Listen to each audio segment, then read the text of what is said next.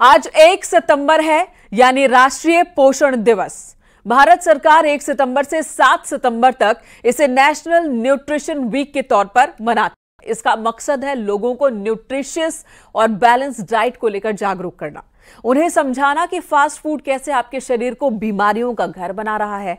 श्रीमद् भागवत गीता में भी एक श्लोक लिखा है जिसमें अर्जुन से भगवान श्री कृष्ण कह रहे हैं, युक्ताहार विहारस्य युक्त चेष्टस्य कर्मसो युक्त स्वप्नाय बोधस्य योगो भवति दुःख। इस श्लोक का अर्थ है कि संतुलित आहार, मनोरंजन और कर्मों से संतुलन रखने से, सही प्रयास करने और सही नींद लेने से व्यक्ति दुख से मुक्त हो जाता है। आज हमारे साथ मौजूद हैं स्टूडियो में बहुत ही खास दो मेहमान। डॉक्टर शिखा हमारे साथ मौजूद हैं जो कि डाइट एक्सपर्ट हैं, और साथ ही हमारे साथ है डॉक्टर अंशुमन कुमार। कई बार आपने इनको सुना होगा, अलग अलग मुद्दों पर, अलग अलग बीमारियों को लेकर हमने इनसे चर्चा की है। आज का जो हमारा सब्जेक्ट है, healthy food versus balance diet, मतलब हेल्दी फूड और बैलेंस डाइट में छिपा जो अपनी सेहत का राज है उसे हम समझाने की कोशिश करेंगे आपको। और हेल्दी फूड, जंक फूड में किसे रखें किसे ना रखें, और अगर कभी जंक ले भी तो कितना ले, इन्हीं सब मुद्दों पर हम बातचीत करेंगे। लेकिन उससे पहले ये रिपोर्ट देखिए।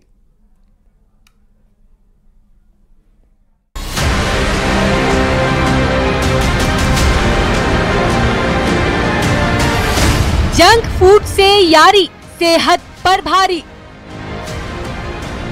तो जो फाइबर, माइक्रोन्यूट्रिएंट्स, विटामिन्स वगैरह हैं वो हमें बहुत सारी बीमारियों से बचाव देते हैं, जबकि जो मैक्रोन्यूट्रिएंट्स तथा जंक फूड की जो हाई कैलोरी है वो बहुत सारे मेटाबॉलिक डिसऑर्डर्स को प्रेसिपिटेट करती है। जंक फूड का स्वाद, सेहत बर्बाद। फास्ट फूड का त्याग करें, बाजारू चीज़ें का त्याग करें जिसमें आपका प्रिजर्वेटिव चीज़ें मिली हुई हैं, जिस खानों में जो कि स्वाद को अच्छा बना देती हैं, उनसे आप दूर रहें। जंक के खिलाफ जंग। डायबिटीज़ की बीमारी, इंडिया इस समय पूरा गढ़ बन चुका है डायबिटीज़ के लिए, तो जो ये भोजन है इसको तो नहीं खाना चाहिए। न्यूट्रिशन की tension, junk food versus healthy food. Multigrain आटा का रोटी खाइए, आप बिना मिर्च मसाला सादा भोजन करिए, नमक का प्रयोग कम करिए, ये सब सेहत के लिए बहुत ही अच्छी है।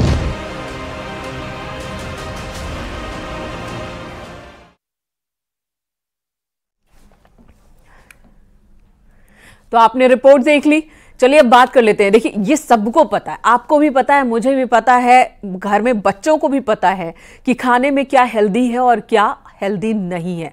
बावजूद इसके किस तरह से जो जंक फूड है उसने हमें चारों तरफ से घेर लिया है, और हम उससे खुद को कैसे बचाएं, अपने बच्चों को कैसे बचाएं, इसी पर चर्चा करेंगे और बहुत माइन्यूटली समझने की कोशिश करेंगे कि जंक फूड कौन कौन से फूड हैं जो वाकई जंक हैं, और कौन कौन से फूड है जो हेल्दी, और हेल्दी फूड को भी खाने का तरीका क्या है, ये भी बहुत मायने रखता है। कई बार हम खाते तो हेल्दी खाना है, लेकिन जो खाने का हम तरीका है, जो उसको पकाने का तरीका है, वो इतना हेल्दी हो जाता है कि उसमें हेल्थ वाली चीज कुछ बचती नहीं है जो हम खाते हैं, जो कंज्यूम कर रहे हैं। उस पर विस्तार से बातचीत होगी। और आपके मन में, आपके जहन में कोई क्वेश्चन है, वो भी आप क्वेश्चन हम तक भेज सकते हैं, उसका भी हम जवाब लेंगे डॉक्टर साहब से। डॉक्टर अंशुमन कुमार हमारे साथ मौजूद हैं, विशेषज्ञ हैं, एक्सपर्ट हैं, कैंसर एक्सपर्ट हैं, कैंसर सर्जन हैं, सीनियर डॉक्टर हैं। शिखा शर्मा जी हमारे साथ मौजूद हैं, मशहूर डाइटिशियन हैं, और डाइट को लेकर बहुत बारीकी से इन्होंने अध्ययन किया है, और हम चाहते हैं कि इनके अध्ययन का फायदा आपको हो। सबसे पहले पहला जो मंत्र है स्वास्थ्य को लेकर, आप क्या देना चाहेंगे अंशुमन जी? सबसे पहले स्वास्थ्य के लिए मंत्र तो आपने गीता से शुरू किया, तो पहले मैं बता दूं स्वास्थ्य की परिभाषा ही क्या है। हमारा मॉडर्न साइंस तो कहता है not mayor absence of disease, मतलब बीमारियों का नहीं होना स्वास्थ्य नहीं है। Mental, physical and social wellbeing is health, ये मॉडर्न साइंस कहता है। आयुर्वेद कहता है सम दोष सम अग्निश सम धातु मलह क्रिया प्रसन्न आत्मेन्द्रिय मन स्वस्थ इति अभिधीयते, मतलब सब कुछ की सम अवस्था में हो जाना ही स्वास्थ्य है। यहाँ तक मन, आत्मा, इंद्रिय भी प्रसन्न हो, ये स्वास्थ्य है। और उसमें खाना जो आप भोजन लेते हैं, लगभग 40% आपके स्वास्थ्य से संबंधित चीजें खाने से है, इसे संबंधित है। हम जैसा खाएंगे वैसा ही हम बन जाएंगे। बड़े बुजुर्ग भी यही कहते हैं, जैसा खाओगे वैसा ही बनोगे। तो सरल रहना है तो स्वच्छ खाना है और सरल ही खाना है। शिखा जी। जी बिल्कुल, आपने बिल्कुल सही कहा, क्योंकि जब हम खाने के बारे में बात करते हैं तो आम तौर पे लोगों को ये लगता है कि खाने से हमें एनर्जी मिलेगी, बट सच्चाई ये है कि जैसे घड़े को लें तो वो मिट्टी से बनता है। जो एक ह्यूमन का जो शरीर है वो खाने से ही बनता है, यानी शरीर का हर एक सेल खाने से ही बना है, इसीलिए वो आपका बेस इंग्रेडिएंट है, यानी उसी से आप बने हैं। तो उसकी जो महत्व है, उसकी जो इम्पोर्टेंस है वो कई गुना ज़्यादा है। इट्स नॉट कि आप कुछ भी खा के एनर्जी ले सकते हैं। बिल्कुल। तो चलिए अब शुरुआत करते हैं और मैं यहाँ पर दिखाना चाहूँगी, देखिए हमारे सामने 2 टेबल सजे हुए हैं और भरे हुए हैं। आप उधर देखिए, आपको हरी सब्जी दिखेगी, दाल है, दही है, चावल है, एप्पल है, गुड़ है और पॉपकॉर्न जिसे हम कहते हैं मक्का, यहाँ पॉपकॉर्न की शक्ल में नहीं, यहाँ मक्का रखा है, चना है। ये हेल्दी टेबल है। एंड एक दूसरा टेबल है, इसे भी ध्यान से देखिए, यहाँ वो सारी चीज़ें हैं खाने पीने की जो हमें अट्रैक्ट करती है, जो हम घर पे अगर कोई गेट टुगेदर हो जाए या बर्थडे पार्टी हो जाए, नॉर्मली टीवी देख रहे हैं तो हमें लगता है कि कुछ मंचिंग करनी है। तो मंचिंग करनी है तो ध्यान में कभी भी चना, गुड़ या ये सारी चीज़ें तो आती नहीं, हमारे दिमाग में आता है रोस्टेड मूंगफली मिल जाए, भुजिया हो जाए या कुछ चिप्स हो जाए। तो ये सारी देखिए, ये सेकंड टेबल है। तो इन दोनों टेबल में मैं बहुत ईमानदारी से आप दोनों की डाइट से शुरुआत करती हूँ जी। ये या ये आपकी पसंद कौन सी? थ्योरेटिकल नहीं, प्रैक्टिकल बताइए। देखिए मेरे केस में तो मैंने बचपन से जंक फूड का मुझे कुछ लालच नहीं था। यहाँ तक मेरी मदर कहती हैं कि मैंने चॉकलेट्स भी खाना पसंद नहीं किया और जो इरिटेड ड्रिंक्स आते थे घर में वो मैं नहीं पीती थी। वाह। तो उसका कारण सिर्फ एक ही है, क्योंकि मुझे बचपन से आई वॉज अवेयर कि कुछ जब मैं खाती हूँ उससे किसी चीज़ से मुझे हैवीनेस हो रही है। I was like physically aware कि क्या हो रहा है। तो it was not, I had no idea कि मुझे ये जंक है या ये अच्छा है। खाने का मेरे पे असर होता था, वो मुझे फील होता था।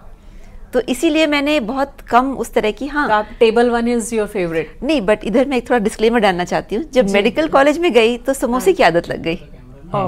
सो आई वुडंट से कि टोटली हेल्दी, बट समोसे की आदत जरूर लग गई।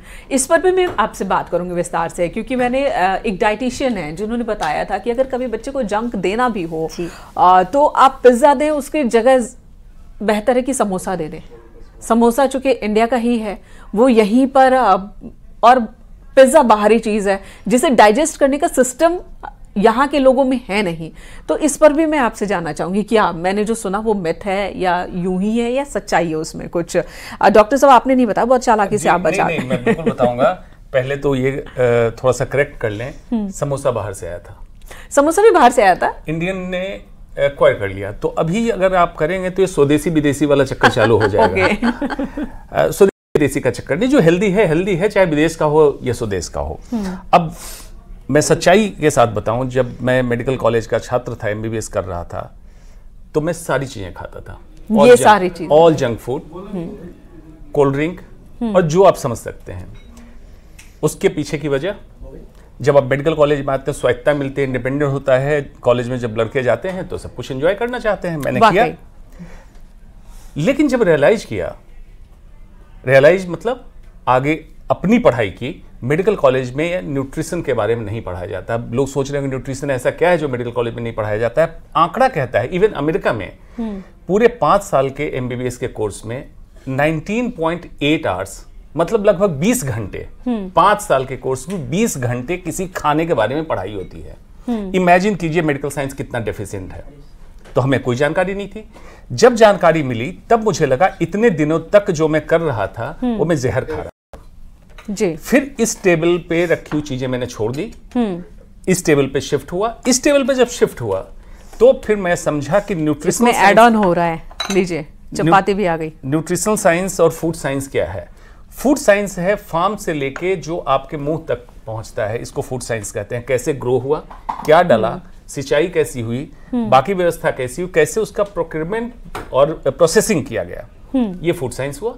न्यूट्रिशनल साइंस जब हम उसको लेते हैं, हमारे सेल के अंदर मेटाबॉलिज्म होकर उसका पाचन होकर पोषण के लिए तैयार किया जाता है, उसको कहते हैं हम न्यूट्रिशनल साइंस। ये जब समझ में आया तब लगा कि ये जहर है, और उसके बाद से मैं इस पे शिफ्ट हुआ। अब ये डिफरेंस समझना लोगों को जरूरी है। जब तक हम जागरूक इस लेवल पे नहीं करेंगे, लोग नहीं छोड़ेंगे। और मैं तो देखती हूँ स्कूलों में पढ़ाया जाता बच्चों को कि जंक क्या है, आपको नहीं खाना चाहिए, हेल्दी चीजें खानी चाहिए। लेकिन उसी स्कूल के अगर आप कैंटीन में चले जाओ तो आपको वहां हेल्दी ऑप्शन मिलेगा ही नहीं। कैंटीन में बर्गर एंड पिज्जा, इवन अस्पताल में बर्गर एंड पिज्जा।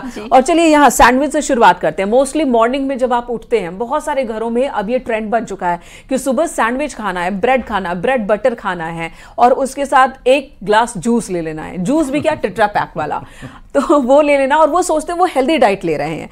मेरे पास भी ये सैंडविच रखा है, ये मुझे बताइए ये कितना हेल्दी है?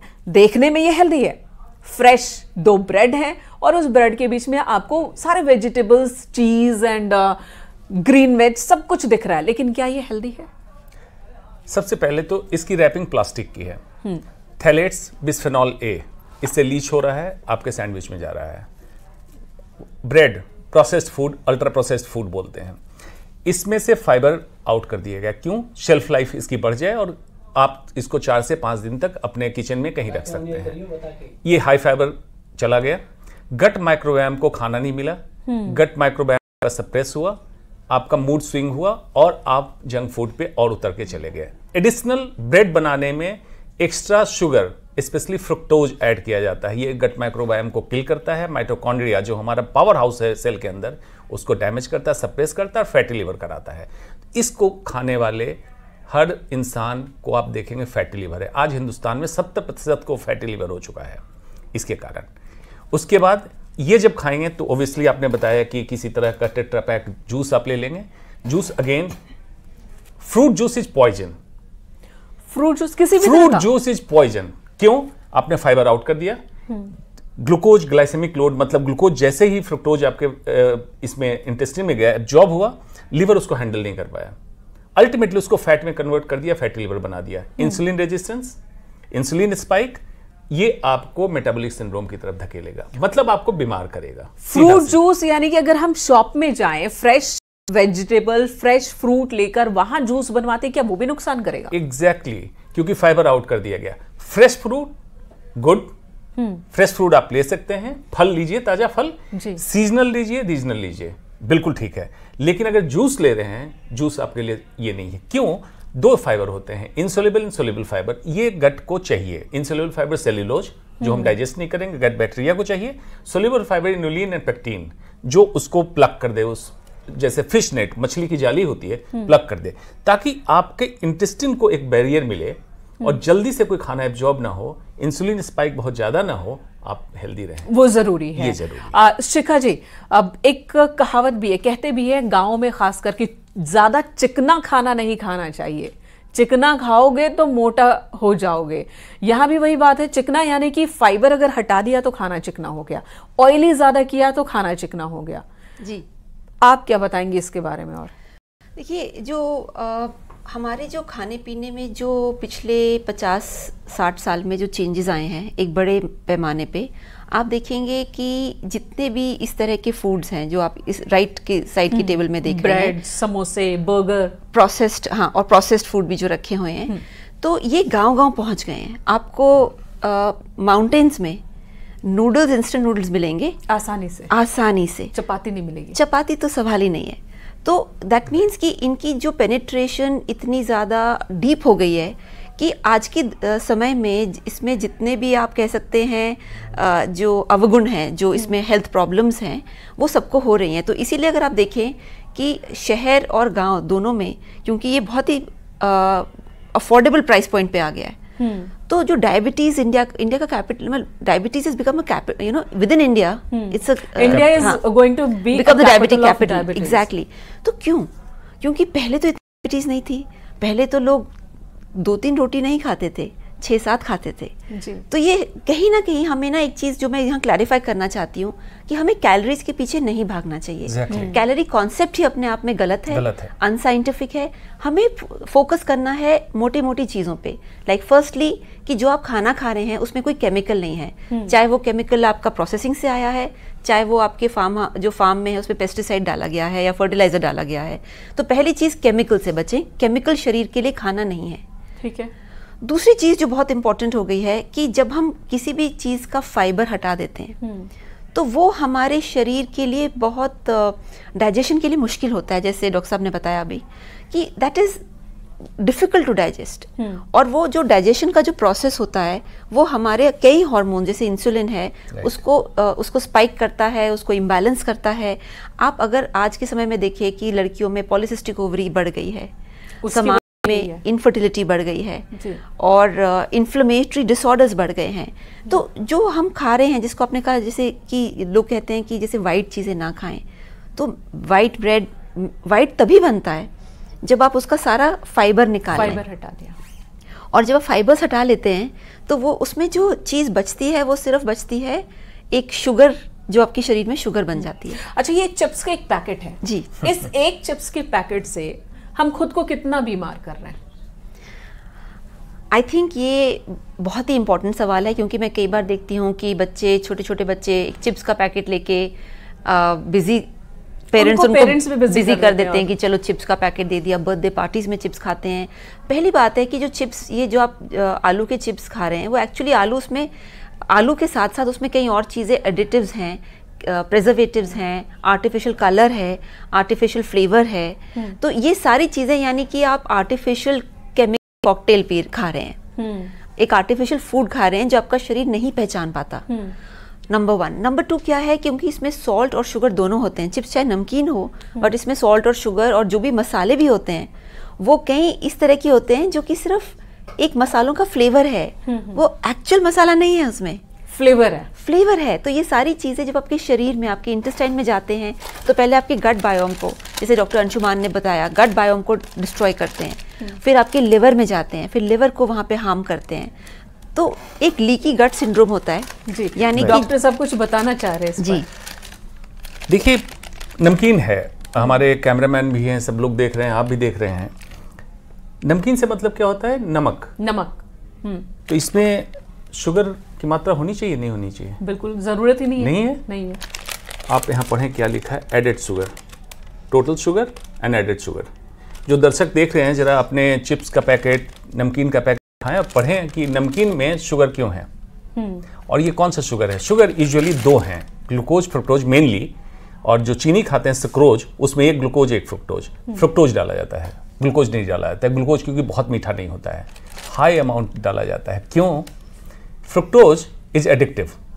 अगर मैं कहूं बच्चों के लिए फ्रुक्टोज इज अल्कोहल तो बड़ी बात नहीं है। क्यों? एक, एडिक्शन कराएगा, दूसरा फैटी लिवर कराएगा, तीसरा माइटोकॉन्ड्रियल सप्रेसेंट, मतलब ये न्यूट्रिशनली सप्रेस करता है, हमारे बीएमआर को कम करता है। अब फूड की परिभाषा क्या है? डिक्शनरी खोलें। Food is a substrate which helps in either growth और बर्निंग ऑफ एन ऑर्गेनिज्म। मतलब क्या हुआ? एक ऐसा एलिमेंट, उसी को हम खाना कह सकते हैं, फूड कह सकते हैं, जो इंसान के ग्रोथ, सेल को ग्रोथ या शरीर के ग्रोथ, बर्निंग मतलब हमारे एनर्जी को बढ़ाने में मदद करे, यही फूड। ये सारी चीजें, ये फूड नहीं है, ग्रोथ को इनहिबिट करती है। इजराइल की बहुत बड़ी स्टडी है हेब्रू यूनिवर्सिटी की, जिसमें दिखाया गया कि ये ग्रोथ को हैम्पर किया। जो यंग बच्चे खा रहे हैं उनकी हाइट कम हो गई, बोन जल्दी फ्यूज हो गई, बोन के ग्रोथ को कम कर तो ये जहर है, उल्टा जहर है। और बर्निंग, आपके माइटोकॉन्ड्रियल सप्रेसेंट होने के कारण बेसल मेटाबॉलिक रेट को कम करता है। मतलब आप कम खाएंगे, मोटे होते जाएंगे। जो बच्चे शिथिल हो जाते हैं और एक जगह बैठे रहना चाहेंगे, आलसी हो जाएंगे। गट माइक्रोबायोम को डैमेज किया, लीकी गट, मैडम ने बताया लीकी गट किया, साथ में ये बैड बैक्टीरिया ग्रो किया जो कि आपको डिप्रेशन, एंजाइटी को करा है। बहुत सारे बच्चे हमें दिखते हैं जो उम्र तो बहुत कम है लेकिन उनका वजन बहुत ज्यादा है। अमेरिका जैसे देशों में ये समस्या बहुत पहले से, ओबेसिटी उसे कहते हैं। भारत में भी ये समस्या बहुत तेजी से बढ़ रही है और उसकी एक बड़ी वजह ये जंक फूड ही है जो हम बच्चों को बहुत आसानी से दे देते हैं। और वैसे भी कहते हैं हेल्दी रहना ज्यादा महंगा है, अस्वस्थ होना आसान हो गया है। 49 रुपीज में आपको एक छोटा सा पिज्जा मिल, लेकिन अगर आप सेब खरीदने जाएंगे तो 100 रुपए से नीचे सेब 1 किलो नहीं मिलेगा आपको। और बच्चों को खिलाना भी मुश्किल होता है क्योंकि इसमें एडिक्टिव चीजें होती हैं और ऐसा टेस्ट आपको एप्पल या अमरूद में नहीं मिल रहा है, तो वो बहुत मुश्किल होता है। शायद वक्त बचाने के लिए, पैसे बचाने के लिए या फिर एक पार्टी मोड में आने के लिए पेरेंट्स अक्सर बच्चों को दे देते हैं, एक्सेस करा देते हैं। बट कोशिश करना चाहिए कि जंक फूड से जितना पॉसिबल हो उतना बच्चे को दूर रखें और खुद को भी दूर रखें, क्योंकि आप जो करेंगे बच्चे वही करेंगे। अब यहाँ ये बताते चले, जंक जो ईमेल एक्सेस करते हैं, जंक का मतलब क्या होता है? जो आपके काम का ना हो, जो काम का ना हो, जंक बॉक्स। लेकिन इसको कहा गया जंक फूड, लेकिन आप खा रहे हैं, अपने पेट में डाल रहे हैं, तो क्या आपका पेट डस्टबिन या कचरा है? तो सबसे पहले आप अपने किचन में जाइए, देखिए आपने अपने किचन का कितना हिस्सा जंक फूड के डब्बों से और पैकेट से भर रखा है, उसको ठीक कीजिए। हाँ, अब मैं यहाँ आती हूँ, बहुत सारी हेल्दी चीजें भी हम हेल्दी तरीके से नहीं खाते, उस पर भी बात कर लेते हैं। भारत विविधताओं का देश है, यहाँ खाने का तरीका अलग, खाने को लेकर जो रीजन है उसके हिसाब से शुरुआत में शायद वो खाने का तरीका उनका डेवलप हुआ, लेकिन अब मिक्स हो चुका है। नॉर्थ के लोग साउथ में रह रहे हैं, साउथ के लोग नॉर्थ में रह रहे हैं, अपने खाने का तरीका वो नहीं बदल रहे। तो क्या जगह के हिसाब से उन्हें खाने का तरीका बदलना चाहिए या जो बचपन में वो खा रहे हैं दूसरी जगह रहकर भी वही खाना चाहिए? अंशुमान जी, आप हमेशा कहते हैं be regional be seasonal. Exactly. देखिए, दो चीजें हैं, जीन जो हम कैरी करते हैं अपने पेरेंट्स से, एपिजेनेटिक्स, जेनेटिक्स, एपिजेनेटिक्स, दो थियरी है। एपिजेनेटिक्स को कहते हैं जो हमारे वातावरण की चीजें हमारे जीन को कैसे मैनिफेस्ट जीन करेगा, इसको असर करे। अगर आप मोर देन 10 इयर्स किसी प्लेस में रहते हैं तो एपिजेनेटिकली आप वहां के हो जाते हैं, कॉन्टिन्यूअस अगर रह रहे हैं। अदरवाइज आप देखते होंगे केरल के लोग दिल्ली में रहते हैं लेकिन फिर भी करी पत्ता डाल के खाना क्यों बनाते हैं, कोकोनट ऑयल में क्यों बनाते हैं? आदत। एग्जैक्टली, वो अपने एपिजेनेटिक्स को कैरी कर रहे हैं। यहाँ एक सवाल मैं जोड़ूंगी, नॉर्थ में खासकर ब्रज एरिया में आप आएंगे या गुजरात जाएंगे, बहुत सी फैमिलीज होती हैं जो लहसुन प्याज का इस्तेमाल नहीं करती हैं, लेकिन अगर वहीं आप साउथ में जाइए तो वहां लहसुन मैंडेटरी है, उनके हर खाने में लगभग लहसुन, चाहे वो सांभर हो, चटनी हो, उसमें लहसुन डलेगा ही डलेगा। अब इसको कैसे देखें? कुछ लोग कहते हैं लहसुन खाना जरूरी है, एंटी एलर्जिक है, और कुछ का कहना है कि लहसुन नहीं है, तामसिक खाना। अब क्या करें? देखिए, लहसुन प्याज बिल्कुल एक कल्चर कस्टम की बात है। अदरवाइज अगर विज्ञान की बात कहेंगे तो लहसुन के एक ने अनेकों रिसर्च आ गए जिसका कोलेस्ट्रॉल को लोअर करने का इंपैक्ट आया, कार्डियक प्रोटेक्टिव आया, एंटीऑक्सीडेंट आया, एंटी इन्फ्लेमेटरी, मतलब किसी भी तरह के इन्फ्लेमेशन को कम किया। यह क्यों इसको तामसिक कहा गया? तो लहसुन प्याज में सल्फर कंटेंट के कारण खाने के बाद एक स्मेल होती है या खाना बनने में स्मेल है, इसके कारण इसको एक उस ग्राउंड पे आप कह सकते हैं कस्टमरी या धार्मिक आधार पे इसको आउट किया गया था। वैज्ञानिक आधार पे लहसुन प्याज में नुकसान नहीं, इनफैक्ट फायदा है, इसको फायदा है। एक सवाल शिखा मैम आपसे, अभी स्क्रीन पर मोमोज देख रहे हैं हमारे जी, कहते हैं कि एक मोमोज को डाइजेस्ट करने में लगभग 1 साल लग जाता है पूरी तरह से, ऐसा है क्या? जी, तो एक मैं आपको यहाँ पे बताना चाहती हूँ, जैसे जो मॉडर्न न्यूट्रिशन है, वेस्टर्न न्यूट्रिशन, उसमें कहा जाता है कि आपने 8 घंटे में अपना खाना डाइजेस्ट किया, बट वो एक्चुअली डाइजेशन सिर्फ उसको ब्रेक डाउन किया है, जो उसका प्रॉपर असिमिलेशन होता है, जब फूड आपके सेल्स तक आपकी सेल बनाता है या आपकी वो एनर्जी, ऊर्जा, फाइनली एक एनर्जी होती है कि आपने कुछ खाया और आप एनर्जेटिक फील कर रहे हैं। एक होता है आपकी लाइफ की क्वालिटी, लाइफ एनर्जी, जिसको हम की कहते हैं चाइना में, और यहाँ पे प्राणा कहते हैं। तो 35 डेज में खाना आपका प्राणा बनता है। तो अगर आपके खाने की क्वालिटी बहुत ख़राब है, जैसे मोमोज हैं, रिफाइंड फूड है, तो आपकी प्राणा यानी लाइफ एनर्जी की क्वालिटी ख़राब हो जाएगी। तो अगर हम, जैसे किसी ने अगर कहा है 1 साल में, तो एक्चुअली आयुर्वेद में 35 डेज तक कहा जाता है कि खाना आप बन जाते हो, इट बिकम्स यू। और उसमें बहुत ज़रूरी जो समझने की बात है कि जब हम मोमोज की बात करते हैं, हम मैदे की बात कर रहे हैं, और मैदे का कुछ भी, समोसा, चिप्स, नमकीन, ब्रेड, कुछ भी, नूडल्स, ये सारी चीज़ें मैदे से बनी है। इनफैक्ट अगर आप देखिए आज के समय में लोगों को लगता है कि वो वैरायटी खा रहे हैं, बट वो क्या कर रहे हैं कि मैदे की बिस्किट, मैदे की ब्रेड, मैदे की नूडल्स, मैदे के मोमोज, मैदे के सारे मतलब कई आजकल आइटम्स जैसे नमकीन में भी मैदे से ही बन के उसको डिफरेंट डिफरेंट शेप्स बनाया जाता है। घर पे भी अब लोग बना रहे हैं बहुत सारी चीजें, कहने को वो घर पर बनी है लेकिन मैदे का इस्तेमाल कर रहे हैं, कॉर्नफ्लोर का इस्तेमाल कर रहे हैं जी। वो नुकसानदायक ही है। बिल्कुल, जो भी रिफाइंड आइटम हम खाएंगे उसमें एक नुकसान का एलिमेंट जरूर है। मैं यहाँ पे एक बहुत टेम्प्टेड है, मैं आपको एक चीज बताना चाहती हूँ। जैसे ये आपके यहाँ पे ये गुड़ है, पारंपरिक वे में अगर आप गुड़ और चना खाएं इसमें आपको आयरन और प्रोटीन मिलेगा, ठीक है। और गुड़ और दही हम नॉर्मली किसी को जब कोई अच्छी काम के लिए निकलते हैं देते हैं, और महाराष्ट्र में गुड़ और चावल बनते हैं। तो अगर आप देखें ये जो गुड़ और वहाँ पे पंजाब में गुड़ और रोटी घी डाल के तो ये जो गुड़ है इसमें आयरन कितना है, इसमें पोषण कितना है, और अलग अलग चीजों से मिला के उसका एक जो एक होता है ना, एक सिनर्जी बन जाती है। बिल्कुल, ये टॉपिक ऐसा है कि इस पर जितनी बात करें उतना ही कम है, बहुत डेप्थ में जाने की ज़रूरत है, लेकिन वक्त की पाबंदी रहती है टीवी स्क्रीन पर। तो इसलिए बहुत बहुत धन्यवाद आप दोनों का ही चर्चा में शामिल होने के लिए, और इस पर और विस्तार से हम आगे भी बातचीत करते रहेंगे अपने दर्शकों के लिए। 2 टेबल आपके सामने है, डिसाइड आपको करना है कि आपको अपना फेवरेट टेबल कौन सा बनाना है, अपने बच्चों के लिए फेवरेट टेबल कौन सा बनाना है। तरीका भी आपको ही निकालना होगा क्योंकि बच्चों को समझाना पेरेंट्स का ही काम है। एक लाइन में बस बताते चलें जी, रिफाइंड फूड की जगह रीडिफाइंड फूड कर दें, रीडिफाइंड फूड, बस ये मंत्र है आज का। बहुत बहुत धन्यवाद आप दोनों का ही हमारे साथ स्टूडियो में आने के लिए। इस वक्त यहाँ रुकेंगे एक छोटे से ब्रेक के लिए, ब्रेक के बाद भी खबरों का सिलसिला